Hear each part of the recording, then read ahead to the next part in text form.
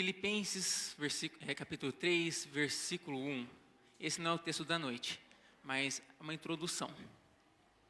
Esse versículo é um versículo que me marcou muito. Por quê? Porque o apóstolo Paulo, ao falar para os irmãos, aos seus irmãos, ele relembra algumas coisas logo depois, coisas que ele já havia falado, enfim. E aqui agora, no começo, a gente vai relembrar de coisas que eu tenho certeza que a grande maioria, se não todo mundo, já sabe. Coisas fundamentais que todo cristão deve saber. Enfim, Filipenses 3, versículo 1 diz o seguinte: finalmente, meus irmãos, alegre-se no Senhor. Escrevo de novo as mesmas coisas, não é cansativo para mim e é uma segurança para vocês. Relembrar é sempre bom. Ah, Felipe, mas eu já sei.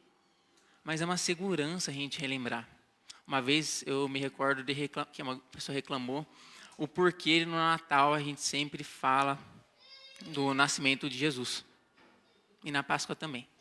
Porque fala da crucificação e da ressurreição. E é uns sinos aí? É sempre bom a gente relembrar, para não esquecer. Para ficar aqui encucado mesmo. E o que eu quero lembrar com vocês, vai um tempinho. Vai lá no começo, Gênesis. No princípio, Deus fez os céus e a terra. E a terra era sem forma e vazia. Trevas cobriam a face do abismo. E o Espírito de Deus pairava sobre a face das águas. Eu acho que eu errei, finalzinho. Mas enfim, no princípio, Deus fez os céus e a terra. Um pouquinho mais para frente no texto, Deus viu que a sua criação era o quê? Boa. Não tinha nada, estava ótimo. O que aconteceu depois? Alguém lembra? Queda. Gênesis 3, 2 capítulos depois, a queda. Satanás usou a serpente para tentar Eva, que levou Adão junto. O que aconteceu? O pecado entrou na criação. Corrompeu não apenas o homem, mas toda a criação. O que aconteceu logo depois? Alguém lembra da história bíblica?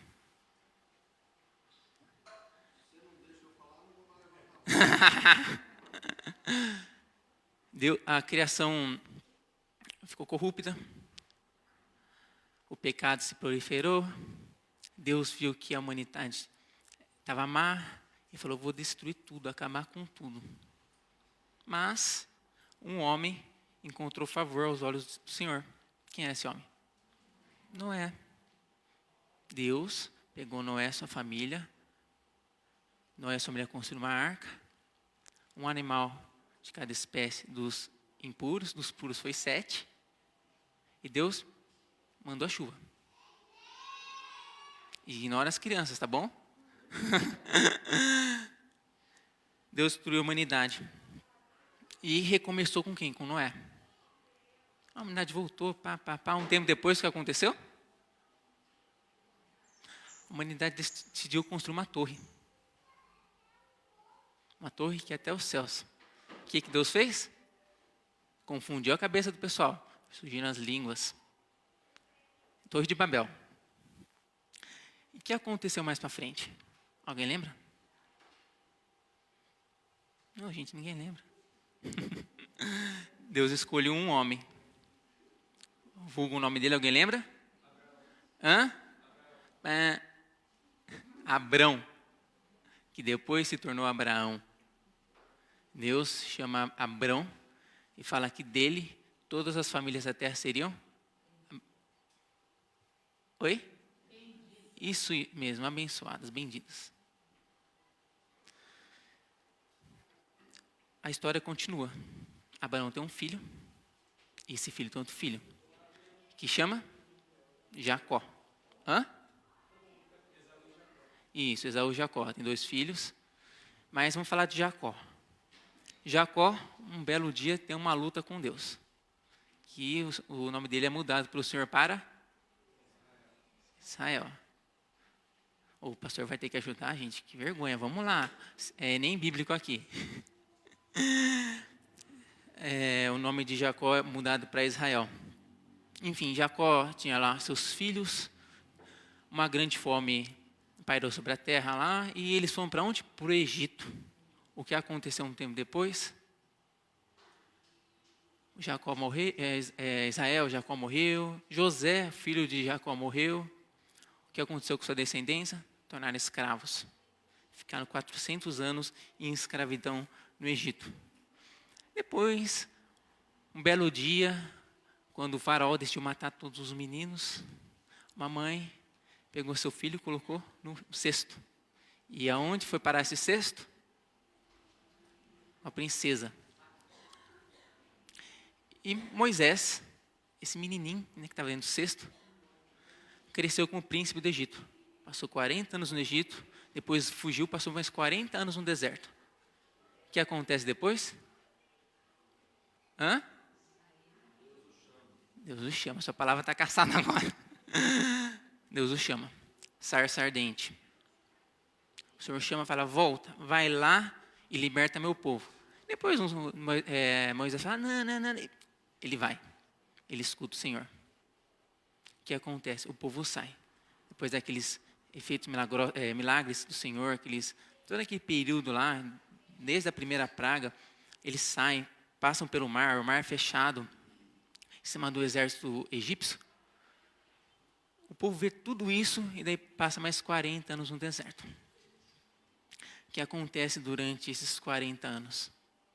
Em um determinado período, através de Moisés, ainda o servo do Senhor, Deus passa a lei para o povo. Imagina só, o pessoal saiu do Egito, tinha uma cultura, o povo passou 400 anos vivendo sobre a lei egípcia. Daí quando sai, o Senhor passa a lei dele, fala assim, não, agora esquece a antiga vida, vamos para a nova.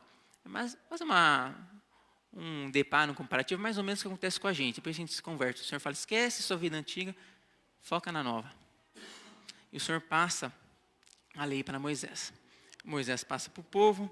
Enfim, o que acontece depois? Eles entram na terra prometida com Josué. E de Josué, do livro de Josué até Malaquias, o que acontece?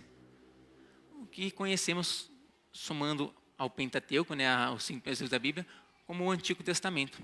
Nesse período tem juízes, sacerdotes, reis, profetas, e aí vai. Deus utiliza homens e mulheres de Deus para, além de escrever as palavras dele, para conduzir aquele povo. E no que conhecemos hoje como Antigo Testamento, o Senhor, através dos seus autores, deixou uma pessoa lá velada, escondida, que é nada mais nada menos que o centro de todas as Escrituras, tanto o Antigo quanto o Novo Testamento. E hoje nós conhecemos como quem? Jesus. Quem é Jesus? É o próprio Deus encarnado em forma humana. É o único ser que é 100% Deus, 100% homem. Ele veio para quê? Para restaurar o homem com Deus. Mas todo mundo aqui já sabe disso, né? A gente só está relembrando. Enfim, Jesus veio para morrer por nós. Mas antes de ele morrer, é necessário ele cumprir algumas coisas. Entre algumas delas, era ele ser tentado. Por quê? Porque para cumprir a lei, era necessário que ele fosse 100% homem também. Como homem, ele precisava ser tentado. E daí vai para o texto que a gente vai trabalhar hoje, que é Mateus 4. Abri Mateus 4 enquanto eu bebo água.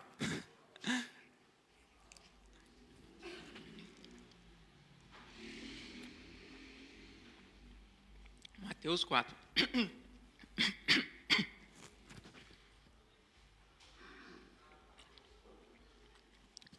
Nós vamos ler do versículo 1 ao versículo 11. É um texto bem conhecido. Como disse, a tentação de Jesus aqui, logo após o batismo dele, o Espírito leva para o deserto para ser tentado por Satanás. Vamos lá. Mateus 4, do 1 ao 11, diz assim: Então Jesus foi levado pelo Espírito ao deserto para ser tentado pelo diabo. Depois de jejuar 40 dias e 40 noites, teve fome. O tentador aproximou-se dele e disse: Se és o Filho de Deus, manda que essas pedras se transformem em pães. Jesus respondeu: Está escrito, nem só de pão viverá o homem, mas de toda palavra que procede da boca de Deus. Então o diabo levou a cidade santa, colocou na parte mais alta do templo e lhe disse: se és o filho de Deus, joga-te daqui para baixo, pois está escrito: ele dará ordem a seus anjos a seu respeito, e com as mãos eles os segurarão para que você não tropece em alguma pedra. Jesus lhe respondeu: também está escrito: não ponha à prova o Senhor seu Deus. Depois o diabo o levou a um monte muito alto e lhe mostrou todos os reinos do mundo e o seu esplendor, e disse: tudo isto te darei se te prostrares e adoraste. Jesus lhe disse: retira-se, Satanás, pois está escrito: adore o Senhor, o seu Deus, e só a ele preste culto. Então o diabo o deixou e os anjos vieram e o serviram. Amém. Vamos orar. Abaixa a cabeça, feche seus olhos. Senhor, obrigado, Pai, pela oportunidade de estar aqui. Obrigado porque o Senhor cuida de mim e dos meus irmãos. Peço, Pai, que nesse momento o Senhor me ajude, Pai, a ser instrumento do Senhor para falar Tua palavra aos meus irmãos. Repreenda toda e qualquer ação do inimigo sobre as nossas vidas nesse momento. E que nós consigamos, Pai, aprender um pouco mais de Ti agora. Essa é a minha oração que eu te peço, desde já agradeço, em nome de Jesus, amém. Amém. Legal. Agora vamos, depois de ler tudo isso, o que isso tem a ver com a gente e com o tema do mês? Já parou para pensar? O que isso tem a ver com a gente com o tema do mês? Eu separei em 3 pontos. Sendo bem calvinista. Uma igreja bíblica, né? Estamos trabalhando isso. O primeiro ponto a ser trabalhado hoje é: uma igreja bíblica vive a palavra de Deus. Uma igreja bíblica vive a palavra de Deus. Uma curiosidade das tentações de Jesus, na primeira, o que Satanás faz? Satanás não é bobo. Ele é o melhor estrategista que já foi criado por Deus. Lembra-se que Satanás é uma criatura também. Ele faz parte da criação. Ele vai lá e ataca a carne. Lembra que Jesus era 100% homem também. Ele vai lá direto na carne. Jesus estava com fome, ele vai lá direto. Primeira tentação. O versículo 2 é o seguinte: depois de jejuar 40 dias e 40 noites. Então imagina, Jesus estava com fome, cansado. O bicho vem. O tentador aproximou-se dele e disse: se és o Filho de Deus, manda que essas pedras se transformem em pães. Cara com fome, provavelmente cansado também. E lá vem o bicho e fala assim: não, vem cá, transforma em pão. Você não é Deus? Você não é filho de Deus? Ele era, mas ele também era homem. Ele precisava passar por aquilo. Eu acho muito legal quando a gente continua o texto. Eita, alguma coisa apagou aqui? Quando a gente continua o texto, a resposta de Jesus. E Jesus respondeu: está escrito: nem só de pão viverá o homem, mas de toda a palavra que procede da boca de Deus. Talvez você esteja pensando: Felipe, mas Jesus era Deus. Jesus é Deus. Lógico que ele ia responder isso para Satanás. Mas Jesus era homem também. Ele estava sendo tentado, ele estava sofrendo. Mesmo assim, ele não cedeu. A gente não está cansado de ouvir aqui que Jesus deve ser o nosso espelho? Que a gente deve se inspirar em Jesus? Então se inspire nisso quando a tentação vier. Eu acho muito legal, gente, quando a gente olha para esse texto, Satanás. Jesus, ele, para refutar Satanás, em cada tentação, ele faz o quê? Ele refuta com a palavra. Para ser mais específico, com o livro de Deuteronômio. E nesse versículo aqui, quando ele fala: não só de pão viverá o homem, mas toda palavra que procede da boca de Deus, ele está usando, para ser mais específico, Deuteronômio, capítulo 8, versículo 3, que diz o seguinte: assim ele é Deus, tá? Os humilhou, quem? O povo. E os deixou passar fome, mas depois os sustentou com o maná, que nem vocês nem os seus antepassados conheciam, para mostrar a vocês que nem só de pão viverá o homem, mas de toda palavra que procede da boca de Deus. Jesus usou a própria palavra para refutar Satanás. Eu acho muito legal deste texto contexto, assim. E apesar de tudo estava acontecendo. Jesus estava cansado, com fome. E mesmo assim ele fala, não só de pão, mas de Deus. Toda palavra que procede de Deus. Sobre este versículo, tem um autor, que é J.A. Thompson, que diz o seguinte: o sustento material é importante e essencial para as nossas vidas. Mas a vida... Cadê? O sustento material é importante e essencial à vida. Mas a vida é mais que o alimento, é mais que esse sustento material. É legal a gente ter coisas, é legal comer. Eu sou magrinho, mas eu como, tá bom, gente? Eu não como muito, como algumas pessoas aqui, eu não vou denar quem é, mas é legal. Não é a Camila não, tá, gente? Já vi que tem gente que já olhou para a Camila e não é. Ela come também, mas tem gente aqui que eu conheço que come mais. É legal comida, é legal um monte de coisa. Mas a palavra de Deus é mais importante. A palavra de Deus é mais importante. O discípulo de Jesus deve buscar estar alinhado com essa palavra. Esquecer os prazeres que lhe são oferecidos. Os prazeres são vários. Comida é um deles. O pessoal fala muitas vezes, crente não bebe, não fuma, não usa droga.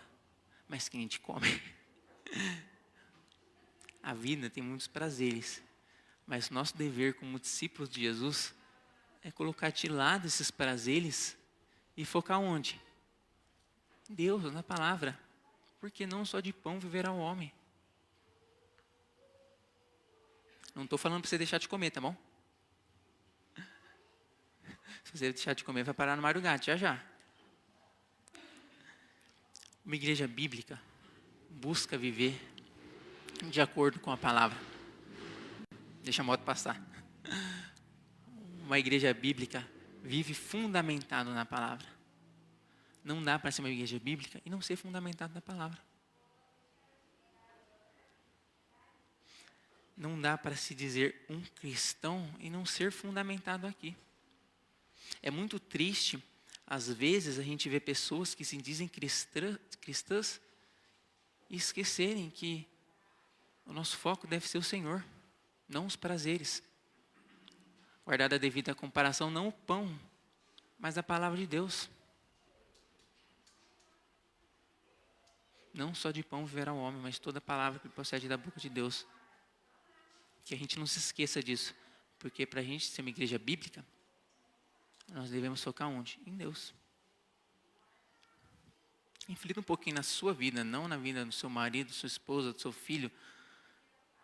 Como será que está a nossa vida? Será que nós estamos focando no pão, nos prazeres, no que o mundo oferece?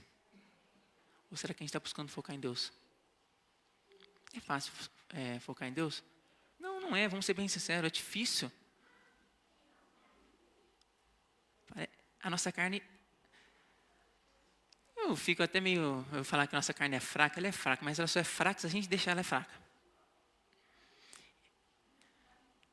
Se sua carne está fraca, então... a culpa é sua. O inimigo está ao nosso redor, tá? Como diz na Bíblia, ele está rodando como um leão, ele roda. Mas a carne só vai ficar fraca se a gente deixar. E você só vai fortalecer seu espírito, a partir do momento que você buscar mais a Deus. Não adianta vir só no culto, ou na EBD, ou na célula, e esquecer. Ou só ficar de corpo presente, sem onde for. Então, busque focar em Deus. Não dá para ser uma igreja bíblica. Não dá para... Nossa, gente, eu ia falar um negócio aqui, eu ia matar o português bonito. Eu só dei uma olhada aqui na Camila agora, então... Busque ser uma igreja, uma pessoa bíblica. E como a gente faz isso? Focando na palavra. Se a gente quer ser uma igreja bíblica, uma igreja diferente do que muitas que tem por aí, então a gente tem que focar na palavra. A gente tem que confiar no Senhor. E com relação ao alimento, ao pão, né? Fica tranquilo. O que é essencial para a nossa vida, o próprio Jesus Cristo falou, fica tranquilo, que Ele vai prover. Lógico, eu não estou falando para você ficar em casa sentado com as pernas para cima. Não coloque palavras na minha boca, se alguém um dia ia falar isso. Mateus 6,33, um texto bem conhecido. Fica tranquilo, o Senhor vai prover. Faça a sua parte, mas o Senhor vai prover. A Ruth falou que agora há pouco, o Senhor não proveu na casa da Ruth? Confia no Senhor. Confia. As dificuldades vêm e vão. Tempestade sempre parece. Quando termina uma, passa um tempinho, vem outra. Se não vem, logo em seguida. Confia no Senhor. E aí já entramos no segundo ponto. Uma igreja bíblica confia no Senhor. Vamos ler novamente o texto, para ser mais específico, versículos 5 até o 7, mas antes.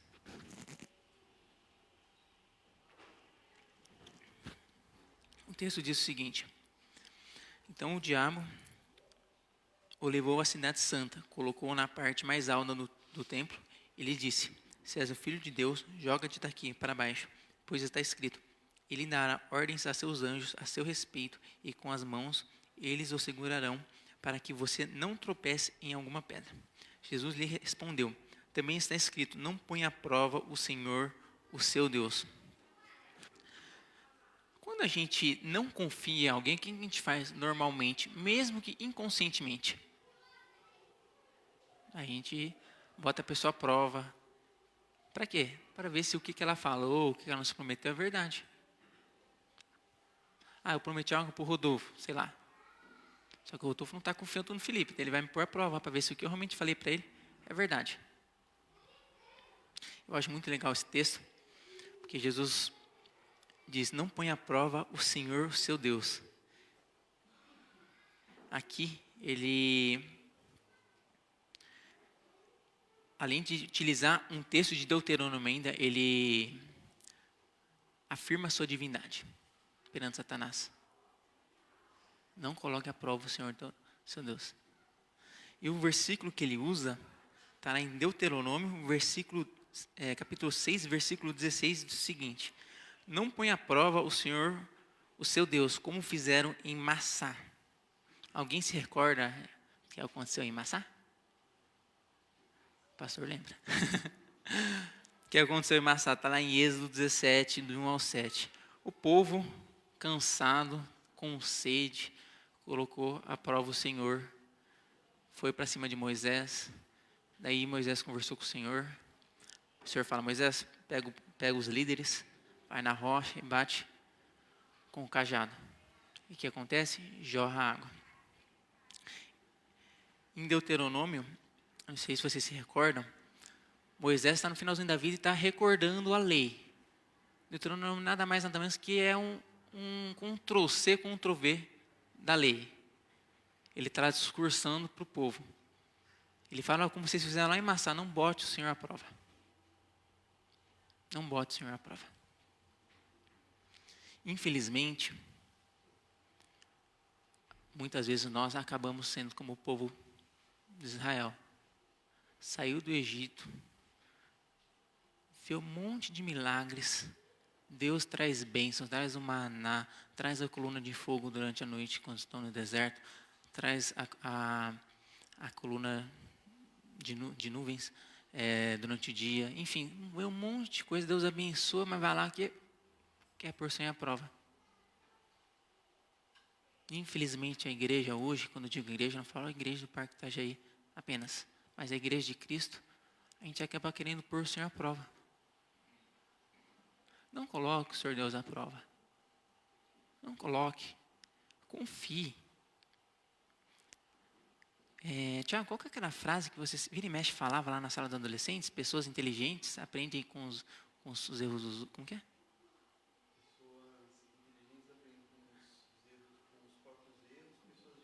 Isso. Pessoas inteligentes aprendem com os próprios erros, pessoas geniais aprendem com os erros dos outros. Vamos ser geniais, vai. A gente já viu o erro do povo de Israel. Não vamos colocar o Senhor à prova. Não coloque, confie. Se Ele prometeu algo para a sua vida, confia, no tempo certo vai vir. Se Ele disse não, entenda o não. Confia. Uma igreja bíblica confia no Senhor. Uma igreja bíblica descansa no Senhor. É fácil isso? Não, não é. Principalmente para quem é um pouco ansioso. Eu sei bem como é. A gente quer as coisas na hora. A gente quer para ontem, não para hoje, não para agora, para ontem. Confia. Eclesiastes fala muito disso, no tempo certo. Tudo tem seu tempo. Há tempo para tudo. Tema de acampamento, para quem não se recorda.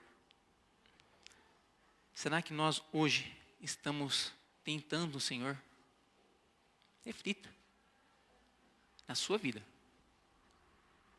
Será que nós hoje estamos agitados, queremos as coisas logo? E estamos colocando o Senhor à prova? Será? Será que nós estamos sendo como o povo de Israel? Reflita, analise a sua vida.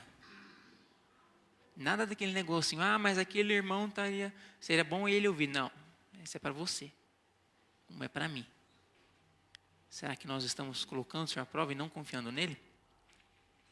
Ainda no texto de Deuteronômio, o versículo 17 diz o seguinte: obedeçam cuidadosamente aos mandamentos do Senhor, o seu Deus, e aos preceitos e decretos que ele ordenou a vocês. Uma igreja bíblica, além de confiar no Senhor, obedece os seus decretos. Até então, só um segundo, deixa eu achar aqui que eu não marquei. Até aquele momento, imagina que eles tinham... Era um pouquinho... era pouco. Aqui está em Josué 10, mas umas páginas a menos. Até então, eles tinham mais ou menos isso. Nós temos a palavra completa, a revelação completa. Nós sabemos toda a intenção da revelação divina, que é mostrar Jesus. Será que nós estamos confiando e obedecendo?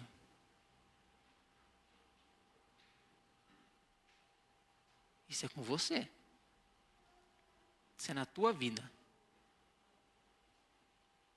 E eu não posso responder por você. Eu não posso nem responder pela minha esposa, pelo meu pai, pela minha mãe, pelos meus irmãos. Então confia no Senhor. Eu sei que você já ouviu isso. Mas se está ouvindo de novo, eu creio que é Deus me usando para tratar a sua vida. Dificuldades vêm, vão, mas confia. Como será que nós estamos agindo como igreja agora? Em Parque Itajaí. Estou falando de denominação não, Parque Itajaí. Será que nós estamos sendo uma igreja que está tentando o Senhor? Que não está confiando nele, que quer as coisas para ontem, não para amanhã? Ou para o tempo certo de Deus? Como será que está a nossa igreja? Eu sei que nós não somos perfeitos, temos muito a melhorar. Mas como será? Analisa. Como será que estamos como pessoas? Como será que está a nossa família, a nossa casa? Pensa. E outra coisa que a gente pode aprender com essa tentação de Cristo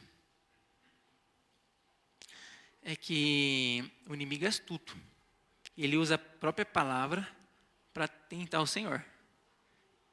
Na segunda tentação ele usa o Salmo 91, versículo 11 e 12, que diz: ele dará ordens a seus anjos a seu respeito, e com as mãos eles o segurarão, para que você não tropece em alguma pedra.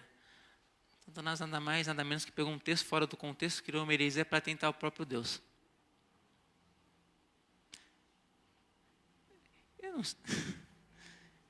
Eu fico pensando, o cara quer tentar o próprio Deus, vai usar a própria palavra dele, é burrice. Mas Satanás não é bobo, ele é esperto. Satanás criou uma heresia aqui. Outra coisa que podemos aprender com esse texto é cuidado com os falsos profetas, com os falsos mestres. Pessoas que estão lá fora, pregam uma coisa completamente diferente do que está aqui. Pegam um texto, como Satanás fez, tira do contexto para criar um pretexto e nós acabamos caindo nesse pretexto. Então, confie, né?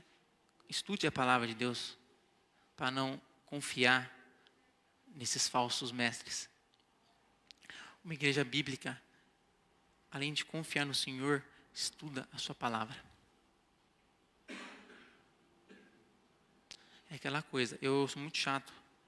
O pessoal já sabe, principalmente os adolescentes. Eu sou muito chato no seguinte ponto. Eu falo muito isso lá na EBD, na sala dos adolescentes. Crente que é crente tem que... Perdão, crente não. Cristão que é cristão tem que estudar a Bíblia.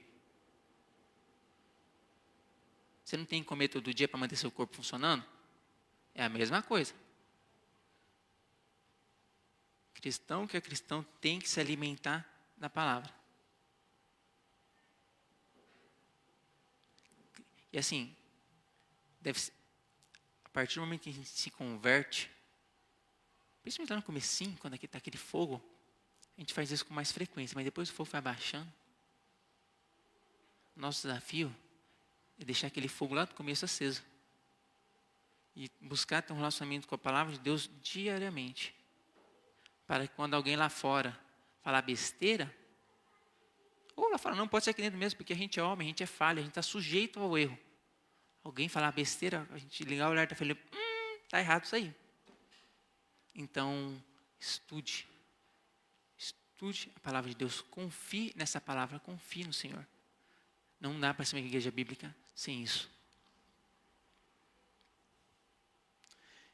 E entrando no terceiro e último ponto, eu vou beber água de novo. Achei que o ar estava ligado. Agora eu entendi porque eu estou suando. Eu lembrei do Gustavo agora. Quando você contava que suava aqui na frente.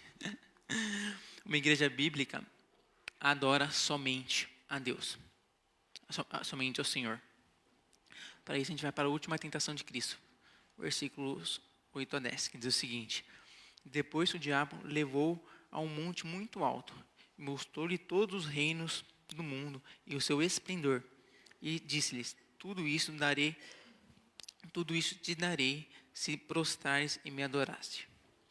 Jesus lhe disse, retira-se Satanás, pois está escrito, adore o Senhor, o seu Deus, e só a ele preste culto. Então o diabo o deixou, e os anjos vieram e o serviram. Daí o diabo não foi bobo, depois da terceira vez vazou. Novamente, Jesus, ele cita um texto de Deuteronômio, agora 6:13, que diz, temam o Senhor, o seu Deus, e só a ele prestem culto, e jurem somente pelo seu nome. Esse texto de Deuteronômio 6:13 faz uma referência a outro texto, mas é lá mais para trás, que é Êxodo 20:3-6. O que está em Êxodo 20:3-6? Alguns mandamentos. Ali, Êxodo 20 é os 10 mandamentos. O versículo 3-6 diz o seguinte, não terás outros deuses além de mim. Não farás para ti nenhum ídolo, nenhuma imagem de qualquer coisa no céu, na terra ou nas águas debaixo da terra. Não te prostrarás diante deles, nem lhe prestará culto, porque eu, o Senhor, o teu Deus, sou zeloso, que castiga os filhos pelos pecados de seus pais até a 3ª e 4ª geração. Opa! Não, eu li certo. Eu vou rebobinar, que depois vai travar, tá bom? Vou ler de novo. Não terás outros deuses além de mim. Não farás para ti nenhum ídolo, nenhuma imagem de qualquer coisa no céu, na terra ou nas águas debaixo da terra. Não te prostrarás diante deles, nem lhes preste culto, porque eu, o Senhor, o teu Deus, sou zeloso que castigo os filhos pelos pecados de seus pais até a terceira e a quarta geração daqueles que me desprezam. Mas trato com bondade até 1000 gerações os que me amam e obedecem aos meus mandamentos. Isso aqui faz uma referência, essa citação de Jesus, que faz de Deuteronômio 6, 13, faz essa referência ao decálogo, aos 10 mandamentos. Não preste culto a outras coisas, em outras palavras, somente a Deus. Ah, Felipe, eu já disse disso, mas como eu disse lá no começo, vamos relembrar. Não preste culto. E aqui, que a gente pode trazer para as nossas vidas, é o seguinte ponto. Lá, Jesus, principalmente naquela época, o pessoal fazia muito imagem e tudo mais. Coisas que ocupavam o lugar do Senhor. Imagens, enfim. Um dos deuses bem conhecidos daquela época é Baal. Mas, hoje, vamos trazer para os dias de hoje. O que está ocupando o que está no seu coração? O que está ocupando o lugar de Deus no seu coração? Será que é o seu filho? É o seu marido? É a sua esposa? É o seu cachorro?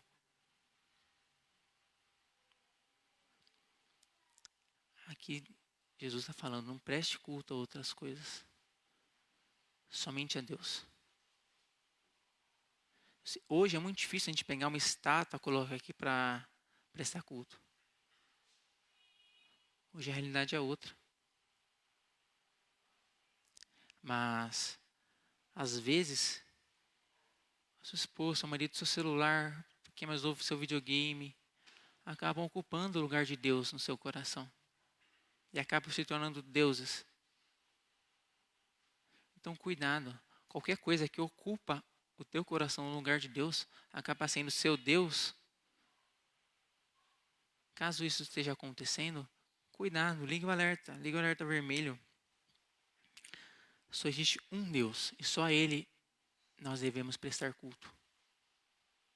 A Ele é toda a honra e toda a glória. Ah, Felipe, eu já sei disso. Legal. Não se esqueça então. Quando for perguntado semana que vem, se for aqui, o que foi falado domingo passado, que você não se esqueça que só a Deus a gente deve prestar culto. Agora, será que nós estamos fazendo isso? Ou será que nós estamos deixando o nosso trabalho, a nossa faculdade para quem faz faculdade, escola para quem está na escola, casamento para quem é casado, relacionamentos, enfim, qualquer outra coisa ocupar o lugar de Deus? Se isso está acontecendo, cuidado. Cuidado. Uma igreja bíblica presta culto somente ao Senhor. Uma igreja bíblica presta culto somente ao Senhor. Eu uma vez fui numa igreja e depois que saí, eu vi algumas pessoas, as pessoas comentaram muito sobre o pastor que estava na igreja naquele momento. É um pastor bem famoso, dentro lá do meio, conhecido.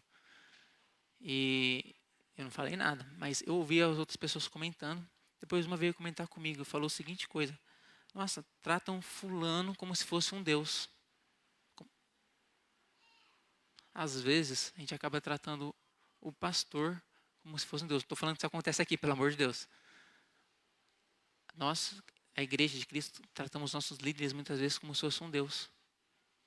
Isso está errado. Culto, prestar culto é somente para Deus. Reflita novamente como está a sua vida. Será que você tem prestado culto somente a Deus? Ou será que você tem posto algo, mesmo sem querer, isso acontece na frente de Deus? Só existe um Deus. E esse Deus, como é dito lá no Decálogo, no versículo 5 ao 6, como eu li, ele é bondoso, ele trata a gente com bondade, porém ele é justo também. O nosso Deus é bom, porém ele é justo. E uma igreja bíblica busca adorar somente esse Deus que é bom e que é justo. Deus é amor? Deus é amor. Porém, Ele é justiça. Hoje o pessoal lá fora esquece a parte da justiça, só fala que Deus é amor. Deus é amor, então posso tudo. Não. Deus é amor, mas é justiça. E é esse Deus que nós devemos prestar culto. Adore o Senhor, o seu Deus, e só a Ele preste culto. Não é possível ser uma igreja bíblica se nós prestamos culto a qualquer outra coisa. Busque ser um cristão bíblico. Busque ser um servo bíblico. Que Deus tenha misericórdia da minha, da sua vida e da nossa igreja, para que nós possamos buscar cada dia mais ser uma igreja bíblica. Vamos orar? Baixe a cabeça, feche seus olhos. Senhor, obrigado, Senhor, por mais um dia. Obrigado novamente pela oportunidade de estar aqui com os meus irmãos. E obrigado, Pai, por ter o privilégio de transmitir a sua palavra para eles. Cuide do nosso retorno para casa. Cuide de cada um aqui presente. Cuide dos que estão em casa. E repreenda, Senhor, toda e qualquer ação do inimigo sobre as nossas vidas no decorrer dessa semana. É em nome de Jesus que eu te peço, desde já agradeço. Amém.